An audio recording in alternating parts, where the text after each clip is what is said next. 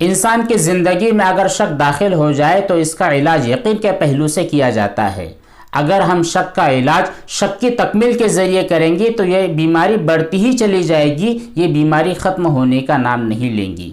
बसा औकात होता यह है कि हम लोग वज़ू कर रहे होते हैं, जब हमारा मुकम्मल वज़ू हो जाता है, वज़ू से फारिग हो जाते हैं, तो अचानक हमारे जहन के अंदर ख्याल पैदा होता है कि यार मैंने तो हाथ धोए ही नहीं, या अगर मैंने हाथ धोए तो कोहनियों तक नहीं धोए, या मैंने मसा नहीं किया, पैरों को अच्छी तरह नहीं धोया, फला जगह सूखी रह गई थी। इस तरह के वसवसे और शक दिल में पैदा होते हैं। अगर इस तरह का शक और इस तरह का वसवसा अगर हमारे दिलों के अंदर पैदा हो जाए वज़ू की तकमील के बाद या गुस्ल की तकमील के बाद, तो एक काम ये कीजिए कि ऐसे वसवसे और शक की तरफ आप ध्यान न दीजिए। इसका सबसे बेहतर तरीक़ा यह है कि जब भी आप वज़ू और गुस्ल करने के लिए बैठें, जैसे कि हमने पहले भी बतलाया था कि जब भी आप वज़ू करने के लिए बैठें या गुस्ल करने की तैयारी करें, तो एक बात दिल में ये ठान लीजिए कि मुझे वज़ू या गुस्ल सुन्नत के मुताबिक करना है।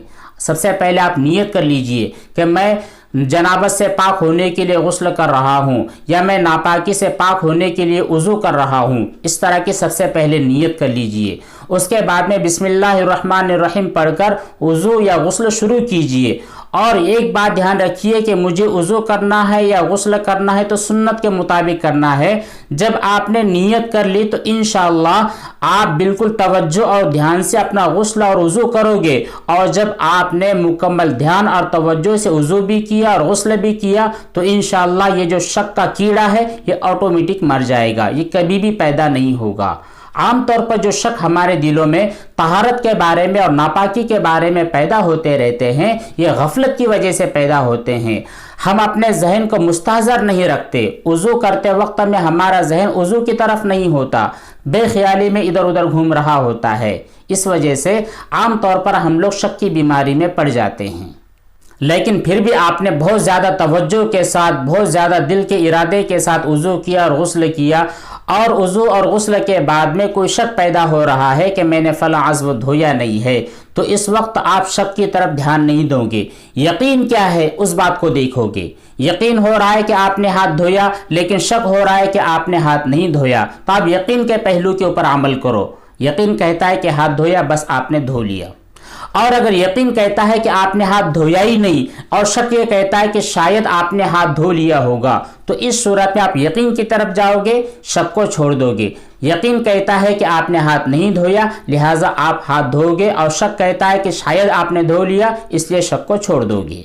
तो दो चीज़ें होगी। जब भी आपको यकीन और शक के दरमियान टकराव महसूस हो तो यकीन की तरफ अमल करेंगे और शक को आप छोड़ दोगे, क्योंकि यकीन के मुकाबले में शक की कोई हैसियत ही नहीं है। अगर आप हमेशा शक की तरफ अपने कदम को बढ़ाते चलेंगे तो एक ऐसा गहरा कुआं है जो आपको बहुत दूर तक ले जाएगा। लिहाजा शक के पहलू को छोड़ दिया करें और यकीन के पहलू पर अमल कर लिया करें।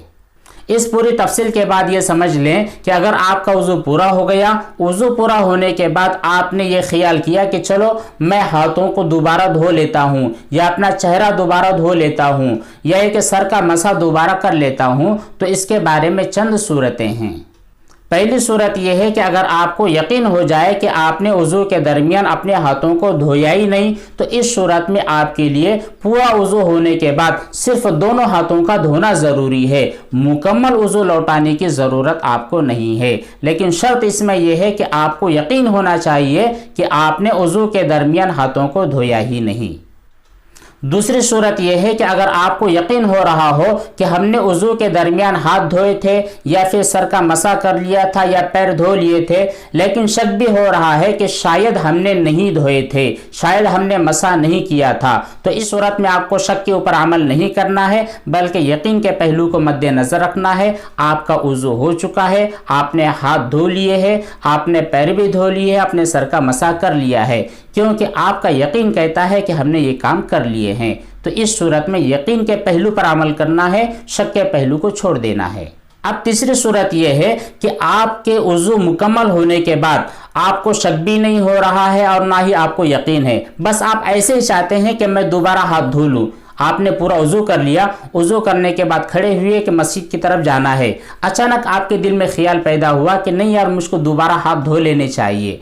आपको यकीन भी नहीं है कि आपने हाथ नहीं धोया या धोया, और आपको शक भी नहीं हो रहा है कि शायद आपने हाथ धोया या नहीं धोया, ना आपको यकीन है ना शक है, बस ऐसे ही आप चाहते हैं कि वज़ू के मुकम्मल होने के बाद अपने चेहरे पर पानी छिड़क ले, या अपने दोनों हाथ धो ले, या दोबारा सर का मसा कर ले, या पैर धो ले, कोई भी चीज़ आप ऐसे ही करना चाहते हैं तो इसकी गुंजाइश है, इजाज़त है, लेकिन आप इसको आदत ना बना लें। अगर आदत बना लेंगे तो धीरे धीरे ये आदत भी आपको बुराई की तरफ ले जाएगी, शक की तरफ डाल देगी। धीरे धीरे आपके दिल में ये जगह जम जाएंगी कि नहीं यार, मेरा शायद वो पहला वाला वज़ू दुरुस्त नहीं था, अब मुझको दोबारा वज़ू दुरुस्त करना चाहिए। तो ये जो तहारत वाला अमल होता है, नापाकी से पाक होने वाला जो अमल होता है, जिसको हम वज़ू कहते हैं और गुस्ल कहते हैं, इसमें शक को गुंजाइश न दे। अगर शक पैदा हो जाए तो शक को झटक दे, जो यकीन का पहलू है यकीन के पहलू पर अमल करे। अगर हम शक के गड्ढे में कदम रखेंगे तो हम धंसते ही चले जाएंगे। अल्लाह तबारक व तआला से दुआ है कि वज़ू और गुस्ल सुन्नत के मुताबिक, शरीयत के मुताबिक करने की तौफीक अता फरमाए। शैतान की तरफ से जो वसवसे हमारे दिलों में और हमारे जहनों में डाले जाते हैं, उन तमाम वसवसों से पूरी उम्मत मुस्लिमा की हिफाजत फरमाए।